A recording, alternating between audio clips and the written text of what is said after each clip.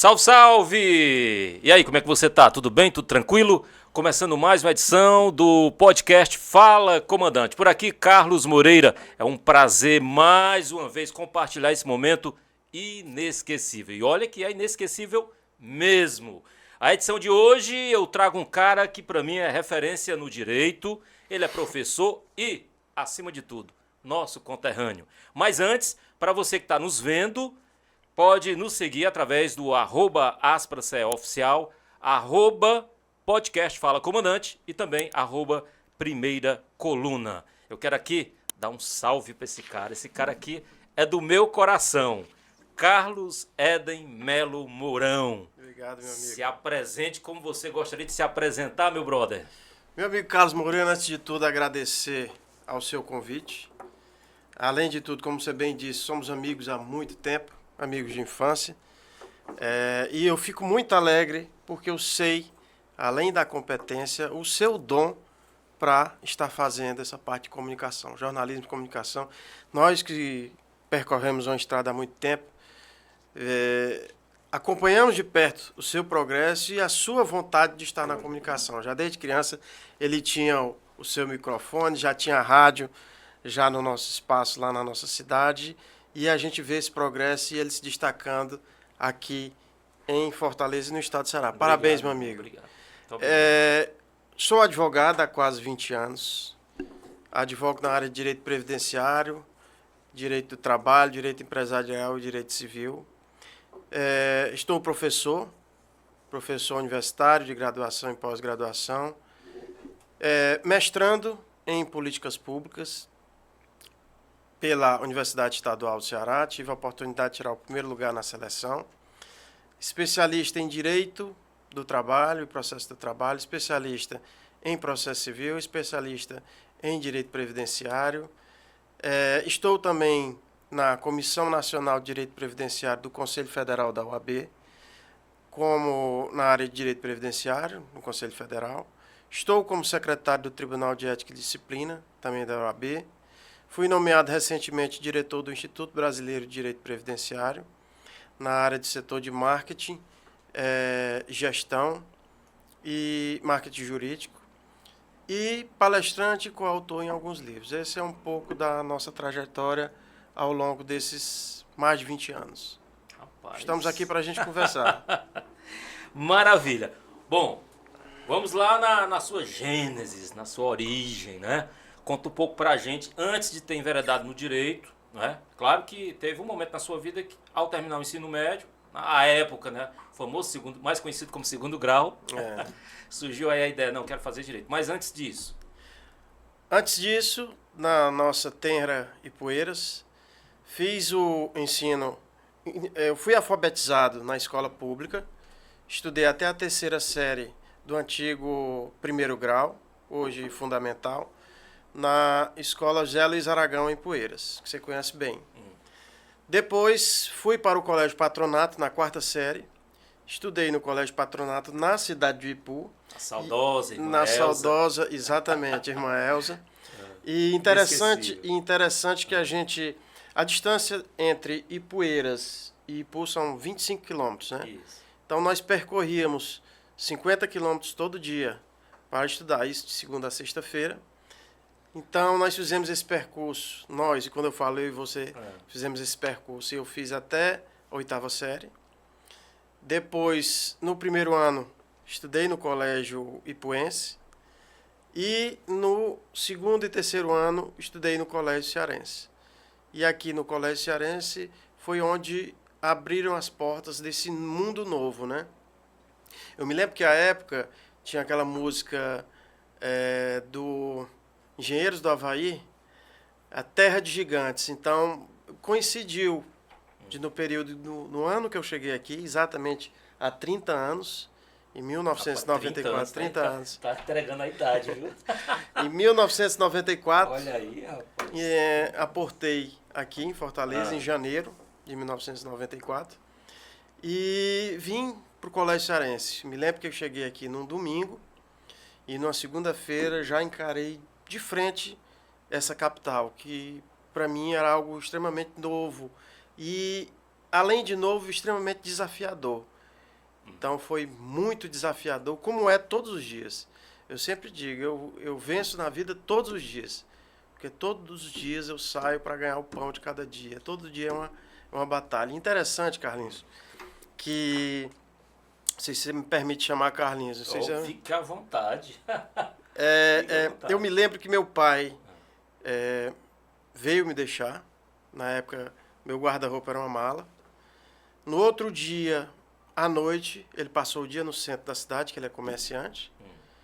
Eu até hesito em chamar empresário, porque hoje em dia o termo tecnicamente se chama empresário, mas para mim é um comerciante e continua sendo. E um grande empreendedor.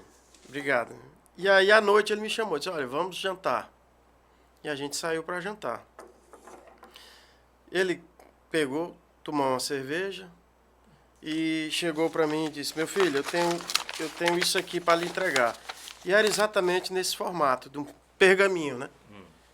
Eu abri um pergaminho e havia uma roda gigante, uma pessoa em cima e o outro embaixo, olhando na direção daquela pessoa que está em cima. E tinha uma frase que eu nunca esqueço.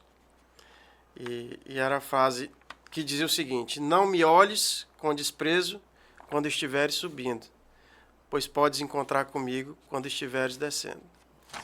Forte, viu? Bem E para mim foi uma lição, sabe? Que ele, nesse momento que ele entregou isso para mim, ele perguntou, o que você entendeu? Ele foi quase um professor. Ele disse, o que você entendeu?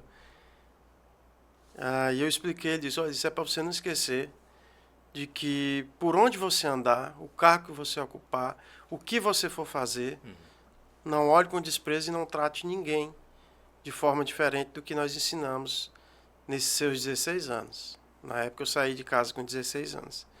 Você viu como era o tratamento na nossa casa, nunca tinha diferença, as pessoas vinham de fora, porque ele nasceu no interior.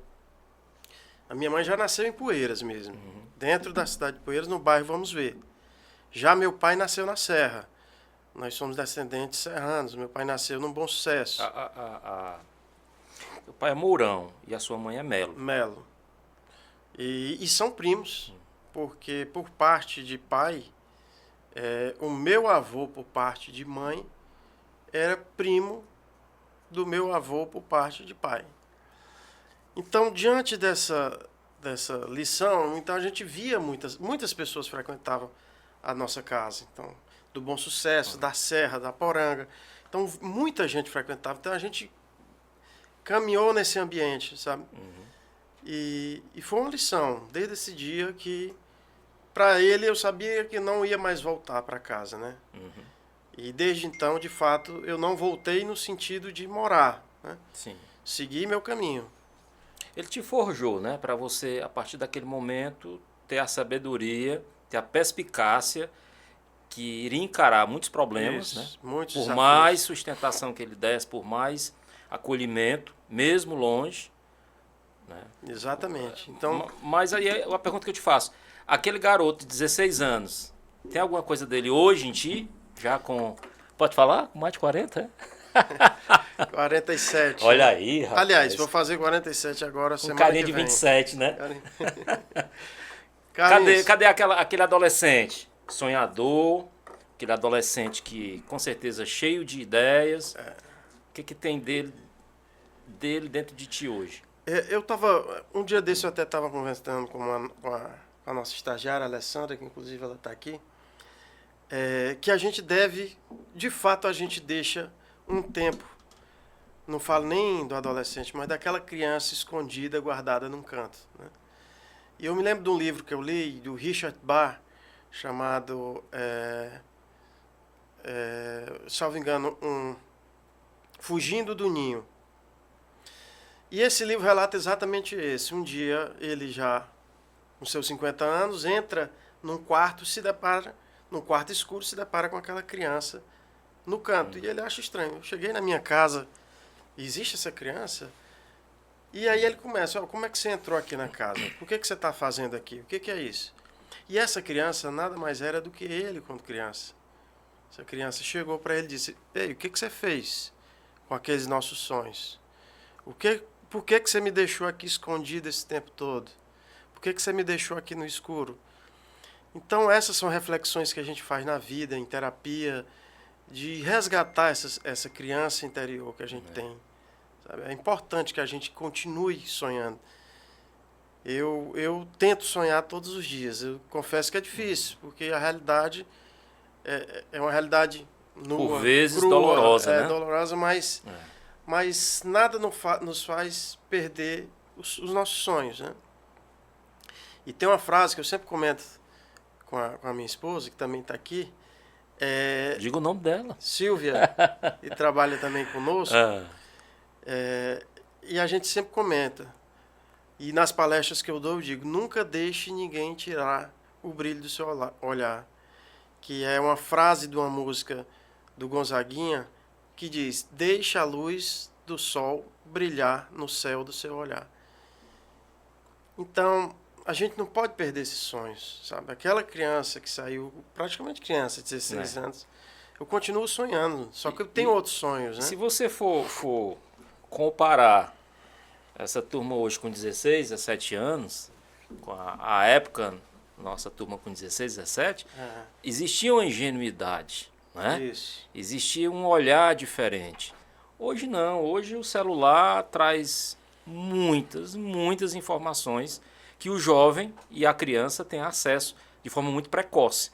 E essas informações, até chegar a gente, era difícil. Era muito complicado, né? Se não fosse um pai e a mãe orientando, não tinha o senhor Google para fazer pesquisa, não. E aí a gente está falando de uma cidade há 30 e poucos anos, né? 35 anos. Era uma cidade interiorana, uma cidade que tinha poucos recursos, como de fato ainda tem.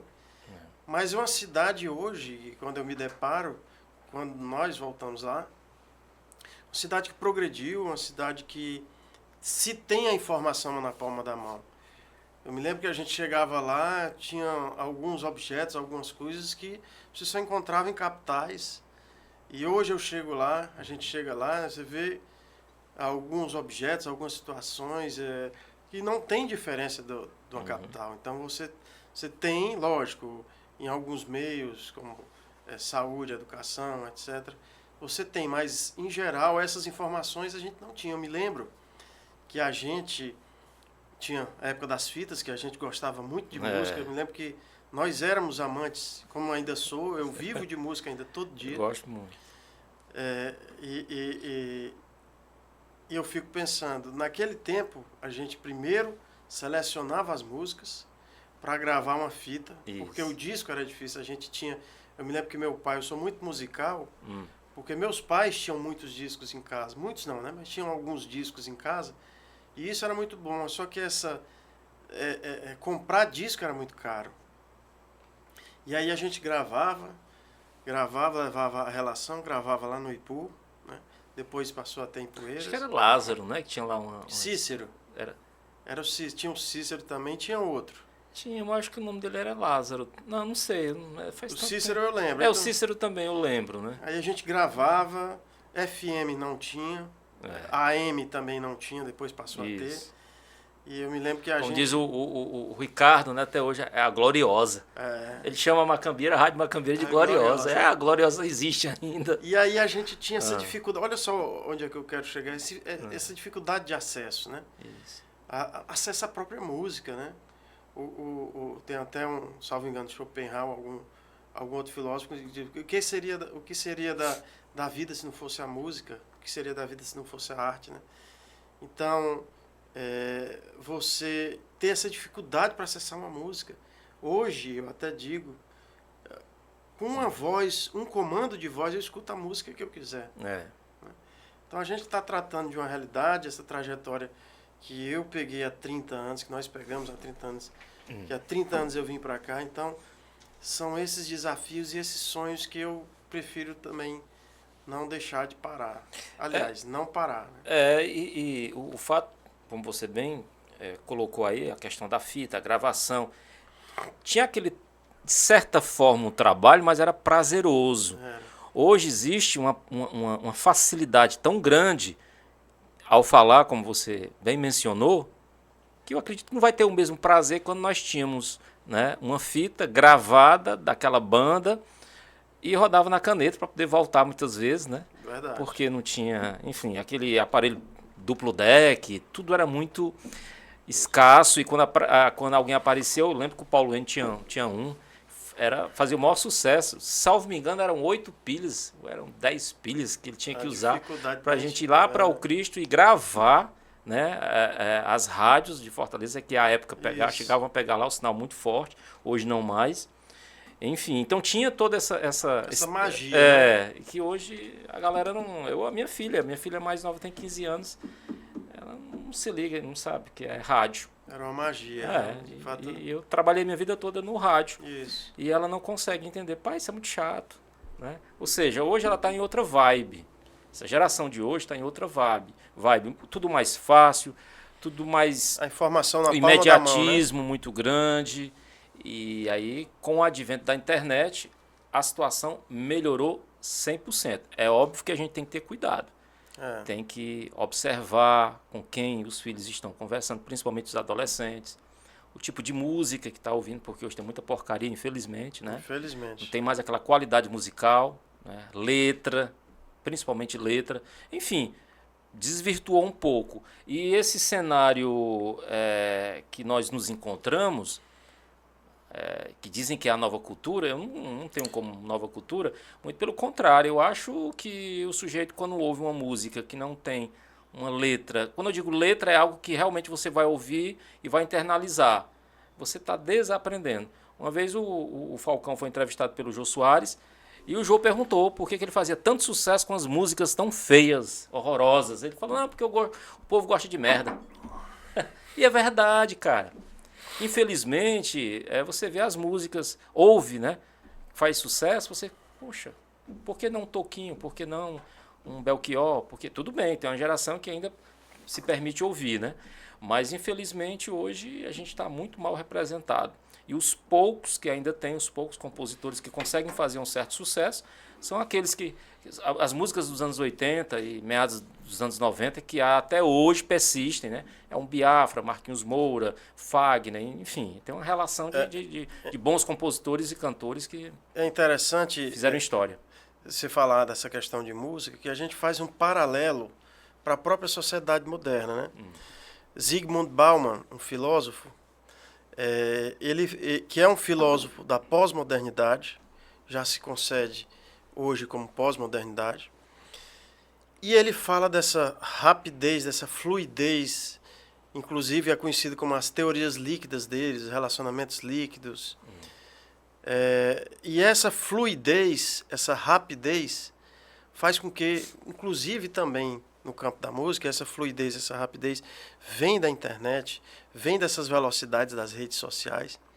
E aí a gente traça não só um paralelo com essas questões da música. As músicas são rápidas hoje. As músicas, para terem sucesso, elas têm que embalar.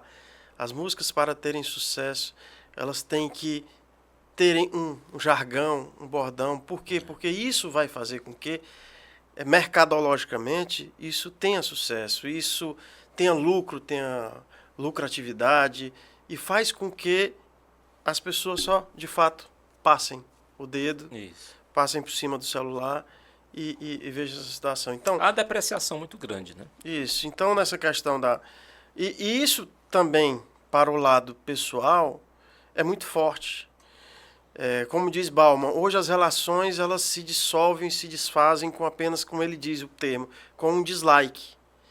Hoje as relações são rápidas, frias, e interessante que eu vinha pensando nisso ontem, como hoje ninguém conserta não só os objetos, porque faz parte da pós-modernidade. O que não lhe servir, você tem que trocar. Descartar. Você tem, exatamente, a palavra... Inclusive as relações. Era isso que eu ia falar. É exatamente isso que ele fala, o descarte. Então, se a relação interpessoal, seja com um amigo, seja as relações conjugais, seja as relações que sejam, se as relações não estão dando certo, segundo Bauman, você dislike.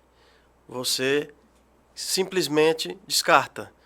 Então as pessoas hoje, infelizmente nessa sociedade pós-moderna, as pessoas hoje elas não se preocupam em consertar, não só consertar objetos, mas consertar uma relação com um amigo. Nós tivemos um desentendimento e o que você acha da gente sentar, dialogar? Os relacionamentos hoje nunca se divorciou tanto como hoje na sociedade pós-moderna.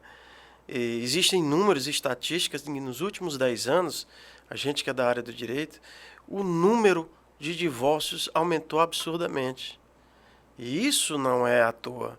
E isso tem uma explicação sociológica. Isso tem uma explicação científica. Hoje as relações estão muito voláteis, estão muito rápidas. Então, é um pensamento que a gente tem que deixar, é uma reflexão que temos que fazer. Temos que consertar relações, consertar pessoas, não consertar pessoas no sentido que cada pessoa se conserta da sua forma, mas consertar as relações, consertar algo que quebrou. Então, os Estados Unidos praticamente ninguém conserta. Quebrou algo, joga fora. Né? Quando você cita em relação, né, essa convivência, esse número de divórcios que aumentou bastante, nos remete a uma reflexão que é muito importante. A questão essa palavrinha amor, né, que está em uso nas redes sociais, o coraçãozinho, eu te amo, tá, aquela coisa toda. E muitos se envolvem, se casam sem um mínimo de estrutura psicológica. Então, às vezes não é nem financeira. Financeira tá, beleza. Às vezes contrato de gaveta, vou casar com você aqui, mas nós vamos trabalhar. Eu sei nos bastidores de alguns, né, de alguns influencers, de alguns cantores que se casam, é contrato. Perante a rede social, para a sociedade, para os nossos internautas, nós somos o casal nota 10. O melhor exemplo, como família. Mas aquela relação no dia a dia em casa é totalmente diferente. E o amor meio que se tornou uma palavra vulgar. Todos falam de uma maneira assim muito... E o amor nada mais é que uma escolha. Quando você ama alguém, você escolhe viver com aquela pessoa e abdicar de tudo, ou pelo menos de boa parte daquilo que você enxerga que não vai contribuir para melhorar, potencializar a sua relação com quem você ama. Pode ser a sua esposa, pode ser os seus pais, pode ser o irmão, enfim. Você escolheu viver naquele meio, com aquela pessoa, né? Com as adversidades, com os defeitos, com tudo. Então, o amor não é só beijo, só abraço. Né? O amor é isso, é escolha. Aí você vai escolher, você vai definir o que é melhor para vocês. Não é mais só você, são os dois.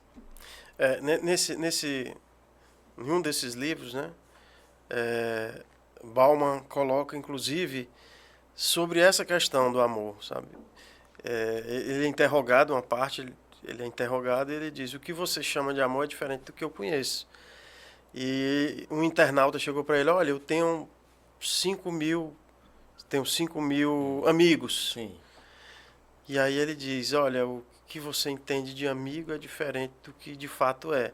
Né? Então, o que é o amor, né? Nessa sociedade pós-moderna?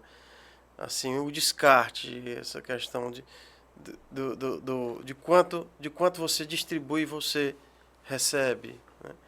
Então, realmente é uma reflexão muito interessante que temos que fazer hoje nessa sociedade, chamada também pelo um sociólogo da Coreia do Sul, chamada Sociedade do Cansaço.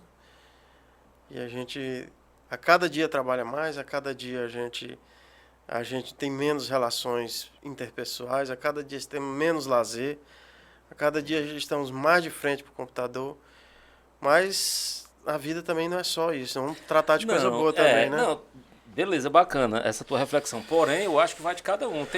Tem pessoas que se entregam de tal forma para o trabalho que esquecem que estão vivas. E se você está vivo, você vai compartilhar seus momentos de lazer com a sua família, com seus amigos. Cara, eu vou trabalhar de segunda a sexta, não importa o horário que eu vou parar. Mas o meu final de semana é sagrado. É. O meu final de semana é meu. Eu particularmente Não? faço isso. Eu vou esquecer o que eu fiz durante a semana.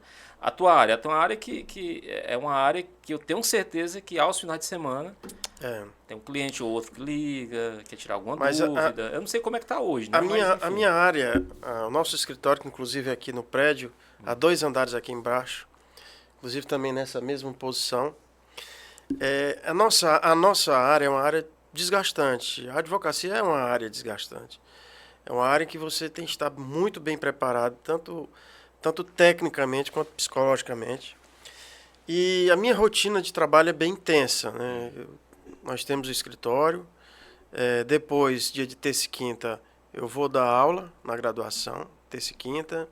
Tenho as reuniões do Tribunal de Ética da OAB, tem as reuniões da Comissão Nacional do Conselho Federal da OAB em Brasília, mas fazemos virtual. De qualquer forma, a gente tem esse compromisso. Tenho da diretoria, as reuniões também da diretoria do IBDP. E, em meio a tudo isso, um mestrado na UES, que também já saio da aula e vou direto para o mestrado. Então, é uma semana intensa. Só que eu não abro mão do meu tempo de vida e do meu tempo que eu me disponho à minha família. Sexta-feira, 6 horas da noite, esqueço, inclusive calças, eu uso shorts, camisas, e aí eu passo o fim de semana, vou aproveitar, estudo também, que eu tenho que prestar os compromissos, né? Inclusive com o mestrado. Mas sábado, domingo, meu tempo livre que eu disponho para sair com a minha família, eu procuro fazer isso. Viajar quando preciso, visitar meus pais que estão no interior, já são idosos. Então a gente tem, inclusive, você também tem um pai já idoso, a gente precisa também dar essa atenção, porque o tempo vai passando para todos, né? Então, inclusive para a gente. Inclusive para a gente. Então esse tempo de vida e é um tempo de qualidade com a família, eu também procuro ter. Isso é importante demais. Já que você tocou na tua labuta, no teu dia a dia... Desculpe me interromper, senão aquela música do Raul Seixas, a cabeça não aguenta se você parar, né? Então, você também ter esse... É imparável, né? Imparável. Não, então você tem que, um momento de parar, né? Não, lógico. Mas me conta aí, como foi que a advocacia te tocou? Qual foi o momento na tua vida, já estudando aqui, que você pensou, cara, eu quero isso, eu quero advogar. Como foi que surgiu na tua vida? Eu comecei um estágio no ano de 2021, com um advogado que chama-se Raimundo Nonati Farias. Ele já era aposentado do Banco Central e começou a advogar pouco tempo depois, salvo engano, pouco tempo depois que se aposentou, uns 2 anos. Ele tinha uns 4 anos de formado, mas já tinha seu escritório. E aí, uma pessoa muito importante na minha vida, que uma das poucas pessoas que eu posso contar no dedo da mão, que me ajudou aqui em Fortaleza, que foi a dona Mazé, que partiu, que Deus a tenha. Sim. Uma mãe que eu tive aqui. E ela me conseguiu esse estágio com ele. E comecei a trabalhar com direito previdenciário em 2001. E comecei a gostar. E comecei a ver o resultado e de quão transformador era na vida das pessoas. Aquelas pessoas que não tinham o que comer, aquelas pessoas que não tinham o que comprar, não tinham como comprar, começaram a receber seus benefícios. E isso trouxe dignidade para a vida delas. E o que me chamou, o que me tocou foi isso. De que a minha profissão, de que eu poderia ajudar as pessoas e ganhar dinheiro, lógico, para também poder pagar minhas contas. Então, quando eu vi que o meu trabalho poderia ser transformador na vida das pessoas, eu me apaixonei pela advocacia. E ver e devolver. Algumas pessoas a gente devolvia a dignidade e outras a gente dava a própria dignidade. Porque eram situações aí, eu estou falando de quase 25 anos, né? Que era uma outra realidade, que ainda é difícil, mas para as pessoas, principalmente no nosso sertão, na nossa região, que realmente passavam fome, e a gente poder mudar isso, fez com que eu escolhesse a advocacia. Eu me apaixonei pela advocacia. Compreendo. Agora, em relação, quando você se formou, tem alguns colegas, amigos que retornaram para o interior. Nunca passou pela tua cabeça, não, eu me formei, agora eu vou atuar no interior. Não. Teu foco sempre foi aqui. E aí, olha só, e aí quando eu me formei, pouco tempo antes de me formar, o advogado com quem eu trabalhava me convidou para me tornar sócio dele. E aí nós fomos sócios por quase 10 anos, nos tornamos sócios. Até hoje é um dos meus grandes amigos. Nunca nos desentendemos. Só que chegou uma hora que eu precisava... alçar um voo maior. E eu precisava seguir meu caminho. Quando eu me formei, era inevitável que a gente se interrogasse. Eu vou voltar para minha cidade? Né? Só que eu já tinha passado por tanta coisa, né? Como tanta dificuldade, que eu parava para pensar, olha, eu tenho que seguir o caminho adiante. Porque para mim, eu pensava que se eu voltasse, não era uma forma... Poxa, se eu já saí, eu quero continuar. Para mim, soava como se... Voltar, mas como? Como é que eu vou recomeçar? Né? E eu já tinha essa oportunidade de continuar no escritório. E aí, já continuei no escritório e prossegui. Mas num momento a gente para mesmo para pensar, vou voltar para minha terra, que eu amo. Mas não, vou prosseguir daqui em diante. E aí prossegui, já estou na estrada desde quando eu comecei a trabalhar na área jurídica, 23 anos. Vai fazer 23 anos. Aqui em Fortaleza. Aqui em Fortaleza e atuando também no interior. Mas o foco é Fortaleza. Massa. Nos conta aí a experiência tua na UAB, como foi esse processo para você chegar lá e se destacar, realizar um trabalho. Eu tenho certeza que quando você se formou, né, passou pela tua cabeça, eu vou ser o melhor aqui na minha área, eu vou me destacar, eu vou atrás, porque a gente, infelizmente, em qualquer profissão, existem os acomodados.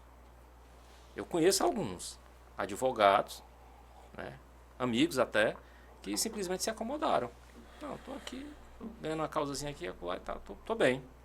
Você não, você empreendeu na sua pessoa, né? Você buscou ganhar espaço. E esse espaço na OAB, como foi que surgiu? Carlinhos, antes de me formar, na época que eu me formei, há 20 anos, você não podia fazer a prova antes de se formar. Você primeiro tinha que colar grau para depois fazer o exame de ordem. Isso. Hoje já pode fazer antes. Hoje você tem vários exames que você pode fazer durante o ano. Na época só tinham 2 exames durante o ano. Eu tive que impetrar mandado de segurança, entrar com ação para fazer a prova antes de me formar. Porque eu já tinha a proposta de me tornar sócio do escritório. Então, eu tinha que correr para me formar e começar a advogar. Sim. E assim fiz. Eu tive que viajar um mês de julho. Fui para o Rio de Janeiro, passei um mês com a minha família. Voltei numa segunda-feira, fiz a prova no domingo, a prova objetiva. E aí eu disse, olha, eu vou fazer essa prova objetiva e vou estudar para a subjetiva sem saber se eu vou passar ou não. Só que, além disso, eu ainda fazia mais 5 disciplinas, dentre elas a monografia. Então, foi tudo muito desafio. Eu sempre digo, nada foi fácil para mim, sabe? E nada é, como de fato é. Então, o que é que eu percorri? Programação, estudo. Comecei a estudar, terminou a segunda fase. Fiz a segunda fase depois de um mês e meio depois. E aí eu disse, eu vou fazer minha monografia. E fiz minha monografia em 10 dias. Pouca gente acredita, mas de fato, fiz minha monografia em 10 dias. Terminava o expediente no escritório, 6 horas da noite, começava, não parava. Digitando, eu já tinha minha monografia na cabeça. Sim. Que tinha sido algo que foi algo pessoal, algo que aconteceu comigo. Então eu comecei a escrever. Meia-noite parava, meia-noite e meia, lá no antigo escritório. E aí fiz em 10 dias. Eu sei que nesse intervalo terminou, me formei, colei grau, eu digo, agora vou advogar. Eu me lembro que eu recebi a minha inscrição num dia e de tarde eu já tinha uma audiência. Então, eu recebi a notícia, olha, você já tem o número da sua inscrição, já pode atuar. Hoje a minha inscrição é 17.014, hoje está em torno de 55 mil. E fiz audiência de tarde e desde então não parei. Procuro de fato me aprimorar, fiz essas 3 especializações, já estou no mestrado, estou no caminho, na hora que terminar, se tudo caminhar, continuarei com o doutorado. E escrevo quando eu posso, faço palestras, leio quando eu posso. Então, eu não quero parar, porque é da minha natureza. É da minha natureza essa inquietude, essa curiosidade. Eu sempre fui, antes, você me perguntou de criança, eu sempre fui uma criança curiosa. E essa minha curiosidade ainda permeia a minha vida. Então, eu busco informação, eu busco descobrir, eu busco estudar, eu busco saber o porquê de cada coisa. E isso faz com que eu não pare. Sabe? Eu quero realmente progredir, eu quero de fato progredir. E aí no meu trabalho na OAB, como advogado, eu tive um convite, eu tive um episódio no ano de 2007, em 2007, e houve uma violação à minha prerrogativa como advogado, eu me socorri à OAB. Tive um convite de um grande amigo meu, que é o Dr. José Navarro, que era presidente da comissão, e antigamente era a Comissão de Defesa e Assistência do Advogado. Entrei na OAB dentro do que a gente chama, dentro do sistema OAB, não como advogado, mas dentro do sistema OAB, pelo Dr. José Navarro, meu amigo Navarro, na Comissão de Defesa e Assistência do Advogado. Depois, a comissão se tornou a Comissão de Defesa das Prerrogativas do Advogado. Depois, passei para a Comissão de Direito Previdenciário. Depois, o Tribunal de Defesa das Prerrogativas. Depois, o convite para secretariar o Tribunal de Ética, que eu já estou há 5 anos. E estou também no 2º mandato na Comissão Nacional de Direito Previdenciário do Conselho Federal. Então, esse foi um pouco do meu percurso dentro da advocacia e do sistema OAB. Então, faço questão, e nas palestras que eu falo, que o meu propósito de vida também é que a minha profissão sirva para mudar também a vida das pessoas. Você fala em mudança. Você acha que a advocacia mudou de 20 anos para cá? Mudou. Desde quando você se formou? A advocacia que eu conheci é totalmente, não vou dizer totalmente, mas é outra da que eu conheço hoje. Melhorou? Alguns pontos sim, outros pontos não. Então a gente faz esse balanço. Eu me lembro na época que a gente saiu dos processos físicos para os processos digitais, a gente tinha uma certa resistência, como todo novo, né? Todo novo a gente tem uma certa resistência. Então a gente tinha essa ideia de que será que de fato vai trazer agilidade aos processos? Será que isso vai ser bom? E por um lado, em alguns casos, não. Né? Infelizmente, a gente tem a justiça estadual, que é uma justiça lenta, em que a gente esperava que os processos judiciais eletrônicos fossem mais rápidos, mas a gente tem processos que duram 5, 8, 10 anos. Quer dizer, quanto à questão da lentidão, de fato, a gente ainda verifica em alguns casos. Em algumas outras justiças, como a Justiça Federal, isso teve uma agilidade. A Justiça do Trabalho também teve uma agilidade, mas a gente tem esse entrave na Justiça Comum. Os protocolos a gente tinha, eu sempre digo para a nossa estagiária, antigamente a gente fazia uma petição, saía daqui para dar entrada lá no fórum. Hoje, eu clico, já protocolo uma petição. Então, algumas situações realmente nos favoreceram, outras não. Como tudo, né? É um equilíbrio que a gente faz. É perceptível que aumentou o número de instituições que a cada ano formam, né, muitos advogados. Né? Melhorou a qualidade? A gente faz essa reflexão, Carlinhos, a gente faz essa reflexão no próprio Tribunal de Ética. Quando eu me formei, só existiam 2 faculdades de Direito aqui em Fortaleza, né? No Ceará, acho que 3, com a URCA no Cariri. Mas nós tínhamos praticamente 3 faculdades no Ceará de Direito. Hoje nós temos, salvo engano, 38. Nós saltamos aí mais de 20 anos, em 20 anos, mais de 35 faculdades de Direito e alguns projetos para abrirem outros. A reflexão que a gente faz sobre essa qualidade, a quantidade, infelizmente, nem sempre indica uma qualidade. E eu, como professor também de Direito, a gente também tem essa reflexão e a gente procura trazer para os alunos esse interesse em estudar, esse interesse em de fato se aprimorar. Eu digo isso que eu tenho um sobrinho que dentro da minha casa mora comigo, que é estudante de Direito, e eu vejo dessa importância em estudar. Levar a faculdade a sério. Quando eu lhe disse que eu tinha passado na UAB de primeira, eu passei porque eu levei a faculdade a sério. Os colegas que me viam, me acompanhavam, sabiam disso. E eu levei a faculdade do início ao fim com muita seriedade, como eu sempre faço na minha vida. E eu estudava nos tempos disponíveis, né? Porque eu fazia 2 estágios, mas mesmo assim eu não abria mão de levar a faculdade a sério. E é essa experiência que eu trago para o meu sobrinho que estuda, para os meus alunos que eu dou aula. E o que a gente vê que, infelizmente, a qualidade do ensino jurídico não está a qualidade com que a gente tanto queria. Né? E hoje, muitos acadêmicos, independentemente da área, infelizmente não gostam de ler. Não gostam de ler.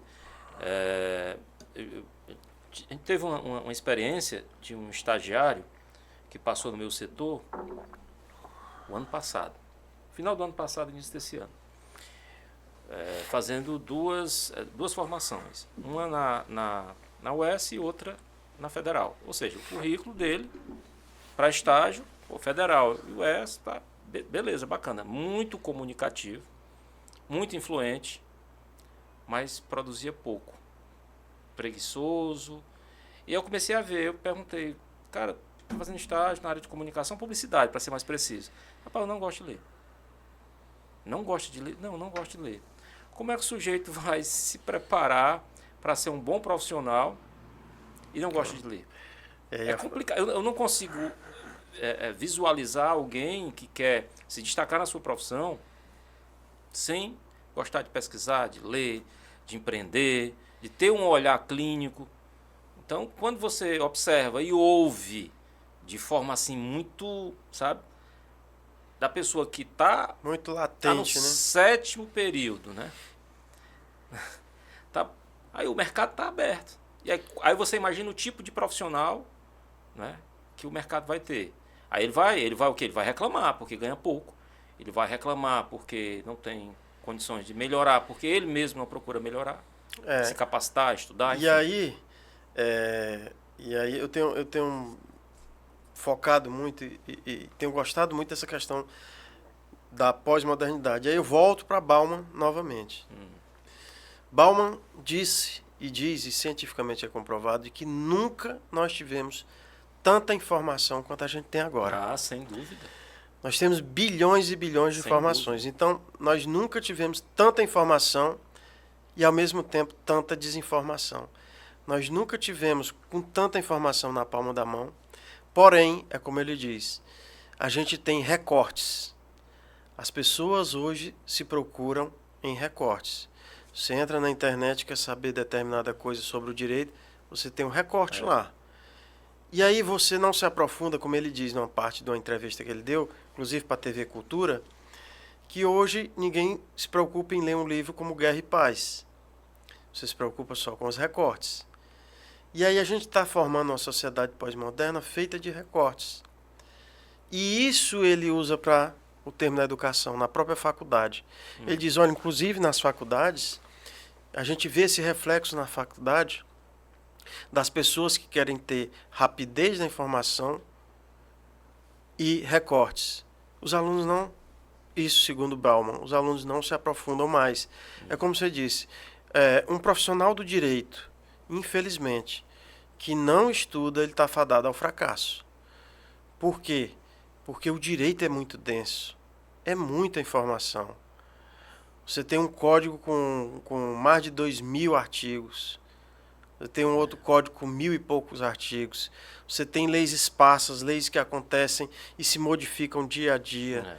Você tem livros, sabe? Então, como é que você tem um código com 2.000 artigos e diversos livros e você não gosta de estudar? Como é que isso vai funcionar no profissional do direito? E isso vai ter reflexo lá na audiência. Isso vai ter reflexo no trabalho que ele fizer. E isso vai ter reflexo na petição que ele for redigir. Porque quando você se depara em algumas situações em que você olha uma petição... E quando tem aquele Ctrl-C, Ctrl-V? Conhece Ctrl-C, Ctrl-V? E algo hoje que também... que a gente também não tem como falar dessa pós-modernidade, da inteligência artificial.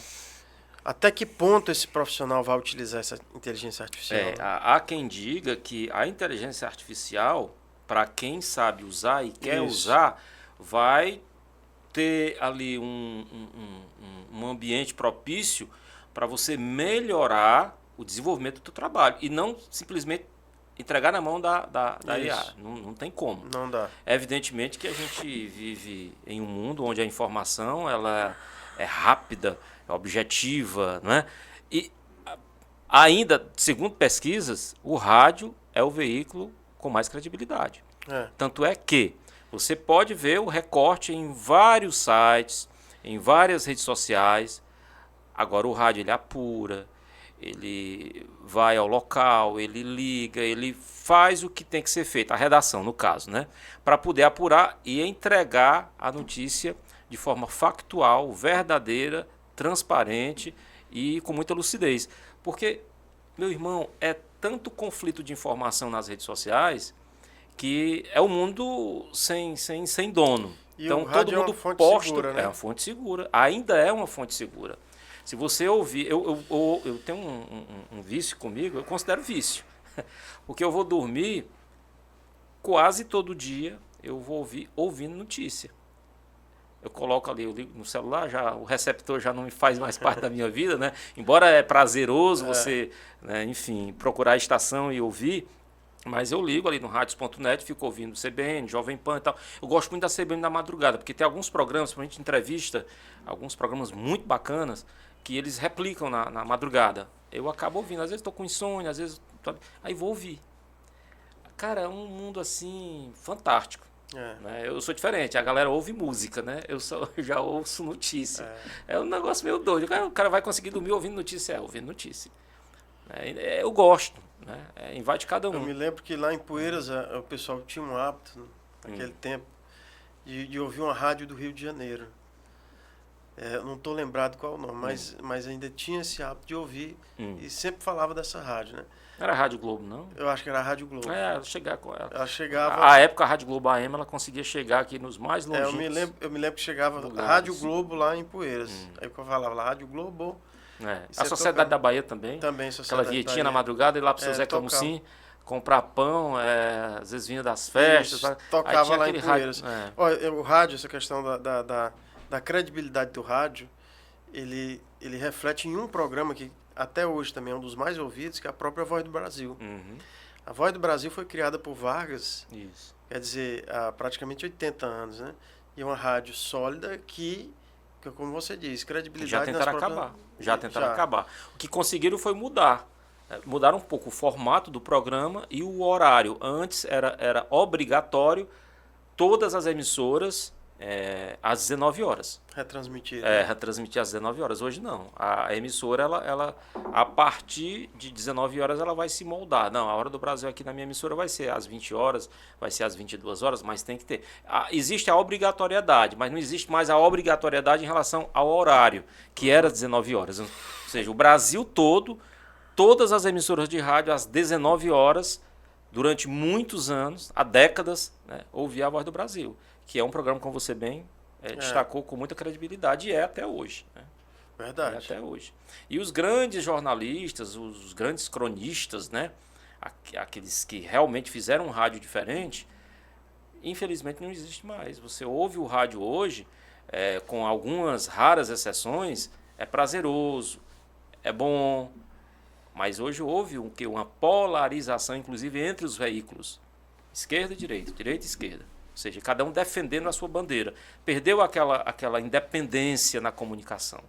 Né? Muitos você nota ao falar que não precisa dizer que apoia fulano ou beltrano, não. Ao falar você já nota, infelizmente. Isso acontece não é só no rádio, não, na TV e na rede social, então nem se fala.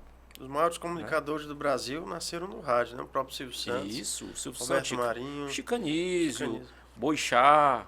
Renato Aragão, Boixá. Muitos. E assim, o Datena, que infelizmente está perdendo o juízo.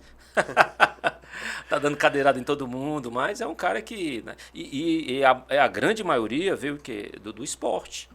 Né? Do discreto de ouro do rádio.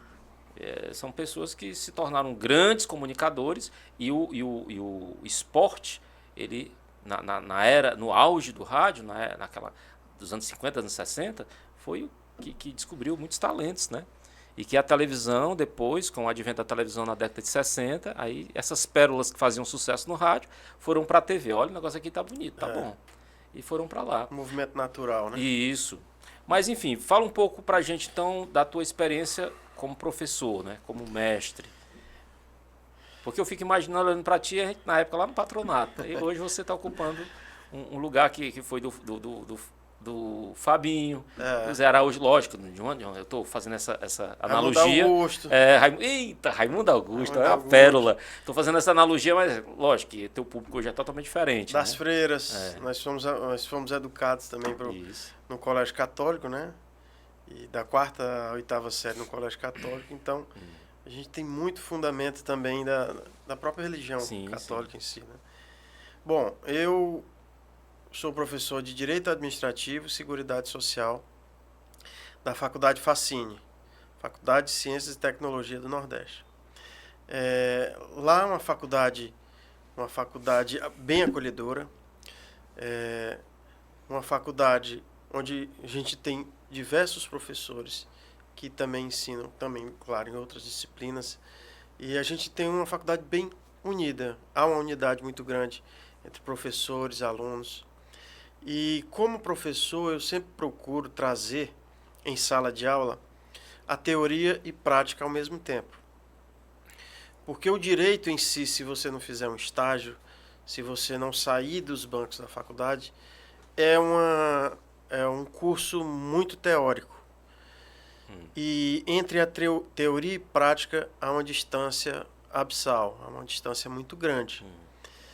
E eu procuro trazer em sala de aula essas experiências, tanto as experiências práticas, quanto a experiência material.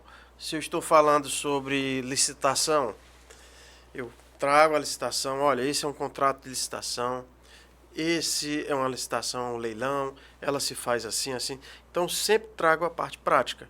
Na parte de seguridade também, levo os casos práticos. No final do semestre, eu procuro entrar no sistema, trazer aulas práticas. Olha, aqui funciona, esse é o sistema que a Justiça Federal utiliza, que é onde as ações do INSS são propostas. Esse funciona dessa forma, aqui é uma réplica, aqui é uma contestação. Então, a gente traça os paralelos dentro de sala de aula. E, além de tudo isso, os valores morais, porque é o principal. Eu sempre digo, quem só sabe o direito, só o direito sabe, que é uma frase de Pontes de Miranda. Então, nós somos seres formados de diversas camadas. Nós somos seres formados de diversas experiências, de diversos conteúdos. E diante desse multi-ser humano que nós somos, eu sempre digo, saibam sobre arte, sobre filosofia, sobre música, sobre literatura, sobre tudo isso. Porque vocês vão acabar utilizando isso no exterior. Sobre história. Quando eu vou falar sobre a administração pública, eu tenho que remontar à Grécia Antiga, eu tenho que me remontar à Revolução Francesa, eu tenho que me remontar à administração pública no Brasil, colônia, república, nova república, e isso é história. Quando eu vou falar sobre determinado assunto, a gente não tem como falar em música. Então, o direito, a advocacia, se seguir o rumo da magistratura, Ministério Público, você é feito de tudo isso e tudo isso vai lhe servir. Então, eu sempre trago esses exemplos práticos e essa situação.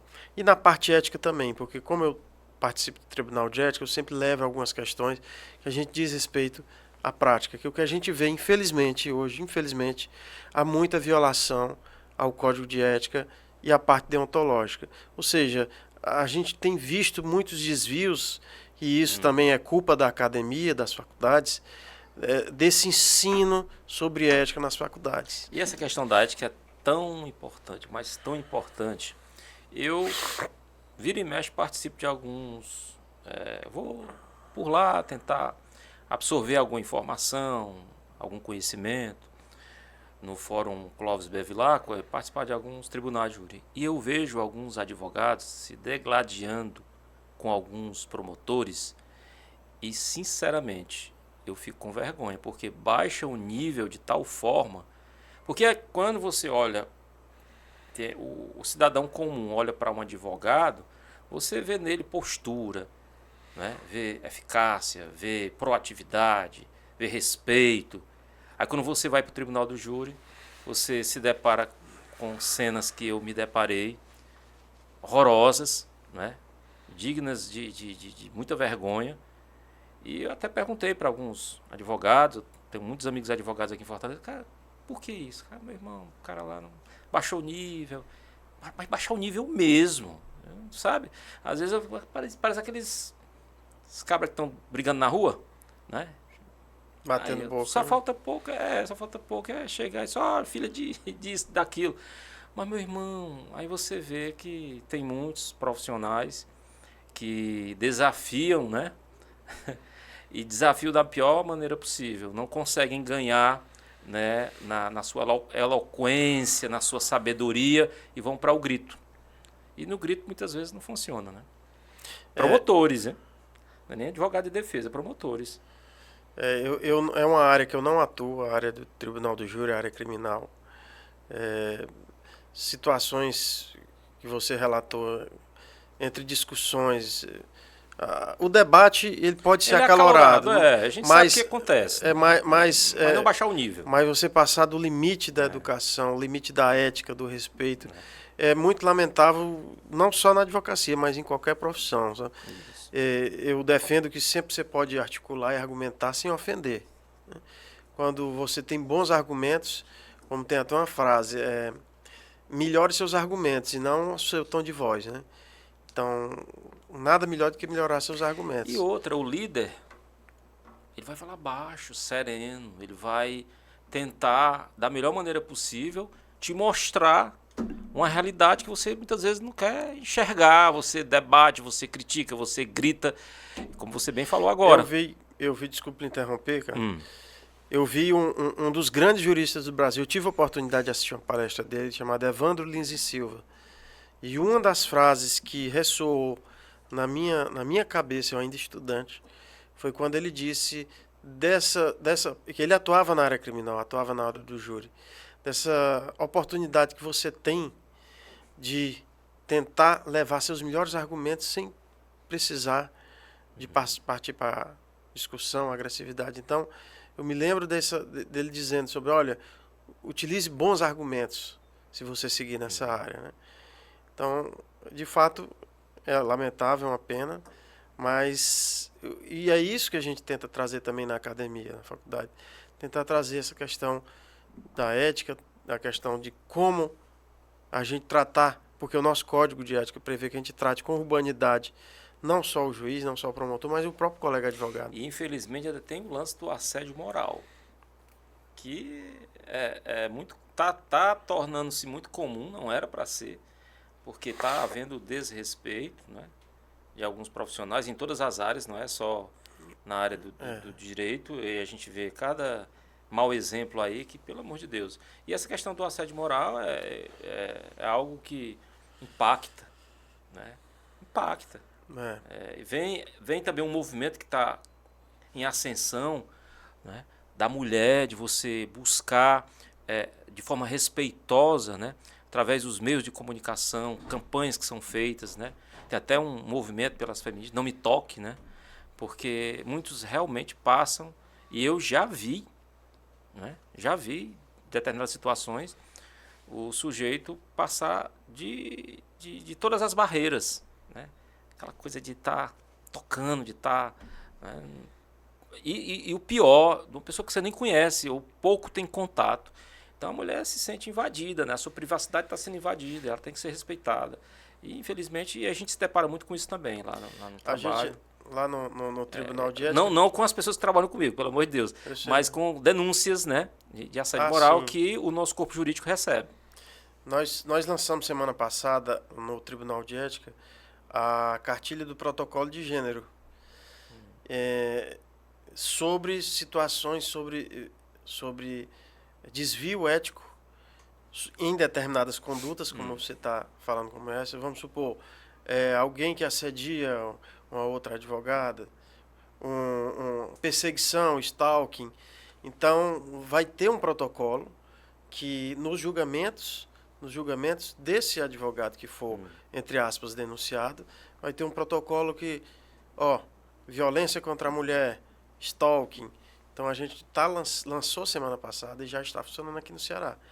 Então, se tiver algum caso aqui no Ceará de colega advogado ou colega advogada que esteja praticando qualquer desvio ético nesse sentido, aí vai receber um protocolo e vai ser julgado, lógico, com o devido processo legal, respeitando o código de ética, mas já vai ter indicativo disso. Inclusive teve um tribunal de júri que eu participei e foi uma estagiária conosco, e ela se sentiu tão desconfortável, e o pior eu presenciei. Eu não vou falar por questão de ética, um promotor de justiça que tem idade de ser avô dela, sabe? Ela, uma pessoa muito distinta, educada, bonita, estava lá para aprender. E ele, na qualidade de promotor, evidentemente, tem aquelas pausas, né, que dá no decorrer do dia, apalpando a garota, mas apalpando mesmo, né? Chegou, segurou assim e tal, e prometendo viagem, prometendo presente. Nunca tinha visto a garota estava lá para aprender, estagiária. Ela se sentiu tão ofendida, se sentiu tão, sabe, como é que um promotor faz isso? Cara, é muito descabido, muita falta de bom senso, de respeito, né? Tem uma frase que eu não estou aqui lembrado do nome do autor, mas isso é algo que a gente tem que levar para a nossa vida como lição, né? E saber que os canalhas também envelhecem. Do Nelson Rodrigues. Nelson Rodrigues. Então tem muito canalha aí que está travestido, né, de advogado, de médico, de professor, que infelizmente tem esse tipo de comportamento que é totalmente repudiado pela classe, pelos colegas, e assim, que eu fico mais triste. Este determinado promotor que fez isso, ele já é conhecido, essa prática dele é comum, e ninguém diz nada, ninguém denuncia, e fica por isso mesmo. E aí? É complexo. Meu irmãozinho, bate-papo maravilhoso. Infelizmente a gente vai ter que finalizar. E quero lhe dizer que é uma honra lhe entrevistar. A honra depois é toda minha. De muitos anos fazendo comunicação, trabalhando com comunicação, ter o privilégio de, em Fortaleza, entrevistar um conterrâneo, um amigo de infância, um amigo de sala de aula. Para mim é algo prazeroso, importante e que com certeza vai ficar no meu currículo. Dr. Carlos Éden, Carlos Melo Mourão. Isso não é um nome, é uma avenida. Meu amigo, a satisfação é toda minha. Eu fico muito agradecido por esse convite. E não só pelo convite, mas por hoje estar aqui do seu lado, realizando o sonho que você tinha de infância, de ser comunicador, que eu via isso lá no quintal da sua casa, que a gente via naquela rádio, lá na casa do Luiz Plínio, que você já era o locutor. E esse sonho de infância hoje, um grande profissional. Obrigado. Um profissional respeitado na nossa cidade, um profissional respeitado aqui no estado do Ceará, fazendo um belíssimo trabalho eu tenho acompanhado seu trabalho. Então, para mim, a satisfação é muito maior. Bacana. Por de ver esse sonho, aquele menino realizou esse sonho e hoje eu estou de frente para ele, sendo entrevistado por ele. Olha aí. Então, para mim, é uma honra inenarrável. Olha fato, aí, gostei, ó. É uma grande honra, de fato, eu fico muito agradecido. Vai para os anais da comunicação do podcast Fala Comandante, viu? Daqui a alguns anos. Rapaz, vamos reprisar lá aquele episódio. Do inenarrável. Do inenarrável, né? É inoxidável. Meu amigo, muito obrigado muito massa, pelo convite. Cara, muito massa, que bom, que maravilha. Meu irmão, o comando para ti é família, integridade e uma pessoa altamente respeitosa e um ótimo profissional. Esse é meu comando para ti. Muito obrigado. E o seu? Qual é o seu comando? Meu comando para todos é que a gente tenha uma sociedade mais justa, humana e fraterna. Eu acho que é um bom comando. É um ótimo comando. Sociedade mais justa, humana e fraterna. É isso que eu sonho e é isso que eu tento fazer todo dia. Maravilha, irmão. Obrigado pela tua participação. Foi um momento de muito aprendizado, muito aprendizado. Para você que está nos vendo através do YouTube, pode compartilhar, se inscreve, toca lá no sininho, faz o que você quiser. E a galera também do Instagram, já a gente vai colocar os cortes para a galera estar acompanhando, seguir. Falar em seguir, fala teu arroba, os arrobas que você tem, pode divulgar. @CarlosEden, _ADV, _prof. De professor. Olha aí, prof, gostei do prof. E vai lá, segue a gente, @Moreira Repórter, @Primeira Coluna e @AspraCE Oficial. Lembrando que para a turma que está nos vendo, se você não é associado, corre lá, entra no nosso site, asprace.com.br. E para você que está na telinha, tá tomando aquele café da manhã, TV Metrópole, Fortaleza e região metropolitana, canal 16.1, o nosso abraço. E para a turma boa que está em Sobral nos vendo, através do canal 46.1. Aproveitar aqui e mandar um forte abraço para o Pompom, da TV Metrópole, essa TV que tem a cada dia crescido em audiência e é uma TV que tem uma comunicação democrática e é claro que a gente não poderia estar em outro lugar senão na TV Metrópole. A todos.